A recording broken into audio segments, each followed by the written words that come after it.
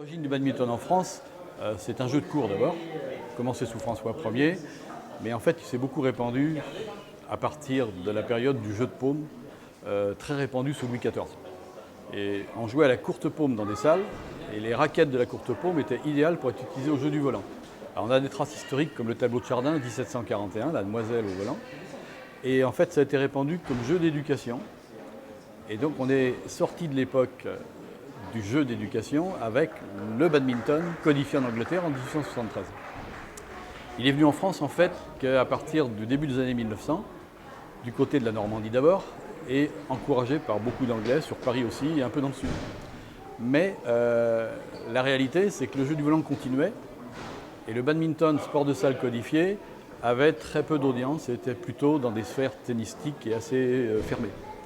Donc il a vraiment éclos avec un mouvement qui est issu de joueurs qui voulaient le badminton, qui se sont séparés du tennis, et dont certains à la base étaient un groupe formé par un Danois, Thorsten Berg, qui a fait du bénévolat pendant 10 ans pour nous former, nous suivre, et nous donner les capacités de créer la fédération. Donc le badminton français est issu à la fois de cette histoire, mais aussi de la volonté, et d'une volonté associative qui n'existait pas dans des sphères comme le Racing Club de France, qui jouait bien, c'était un peu un conservateur du badminton, qui jouait avec les Normands, mais qui ne pensait pas à le répandre ailleurs.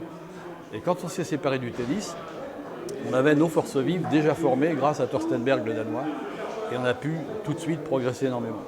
Et maintenant, donc, on est passé du stade où l'époque en question, c'était un petit millier, 2000 licenciés, à une époque où maintenant, on est 185 000 licenciés. Il y a près de 1800 clubs. Et en Pays de la Loire, on a 160 clubs et on arrive à 16 000 licences. Tout est parti de Saumur en Pays de la Loire. Il n'y avait rien dans 300 km de rayon. Et le début de l'affiliation, c'était septembre 73 et les premiers essais 72. Donc les qualités du sport font que c'est ça qui lui permet de se développer. En scolaire, c'est devenu le premier sport scolaire en UNSS et en UXEL. Et aussi en universitaire. Donc le badminton, il doit d'abord sa réussite aux qualités du sport, à l'engagement des hommes et à leur volonté, des choses qui sont bien connues en Vendée.